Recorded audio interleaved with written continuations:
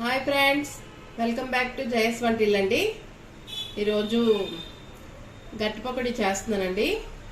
Cup శనగపిండి కావాల్సిన పదార్థాలండి. Cup శనగపిండి తీసుకున్నాను, కప్పు వరిపిండి అండి, చిన్న కప్పుతో. పెద్ద కప్పుతో శనగపిండి, చిన్న కప్పుతో వరిపిండి. ఒక కప్పుతోని ఉల్లిపాయలండి, అంటే పెద్ద సైజు 2 కోసాను. పొడవుగా కట్ చేశాను, ఇలాగా పొడవుగా కట్ చేయాలి. పచ్చిమిర్చి ఒక 4 అండి. వాము పావు స్పూను, జీలకర్ర పావు స్పూను, అర స్పూన్ అండి, 2 కలిపి. 1 స్పూన్ కారం, 1 స్పూన్ సాల్ట్, కరివేపాకు కొద్దిగా. పిండి వేస్తున్నామండి. మనం వంట సోడా వాడట్లేదండి. పొరిపిండి వేస్తున్నామండి, కారం వేసామండి, వాము జీలకర్ర వేసామండి, సాల్ట్ వేసామండి.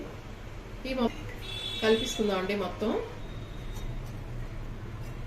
మనం ఇలా కలిపేసుకొని ఉల్లిపాయలు, పచ్చిమిరపకాయలు, కరివేపాకు కట్ చేసానండి, అన్నీ వేసుకుందాం.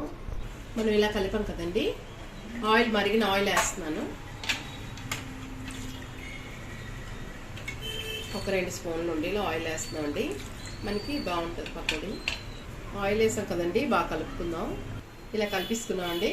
ఇప్పుడు మనం పచ్చిమిర్చి నేను పొడవుగా కట్ చేశానండి. మీకు పిల్లలు ఉంటే స్కిప్ చేసుకోండి. ఉల్లిపాయలు కూడా వేస్తున్నానండి.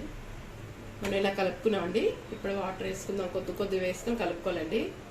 గట్టి పకోడీ కదా, వాటర్ ఎక్కువ పడదండి. మనం ఇలా కలిపామండి, చూసారా.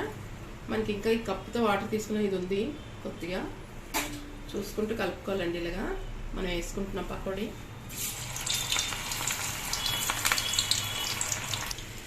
కరివేపాకు వేస్తున్నాం అండి. కొద్ది కరివేపాకు వేయకుండా వేసాను, కొద్ది కరివేపాకు వేసేస్తున్నానండి. ఇదిగోండి, ఇలా తిరిగేస్తున్నాం, వేస్తున్నామండి. మనకి ఇలా వేగాలి. మనం తీసుకున్నామండి, ఇలాగే అంతా వేసుకోవాలి.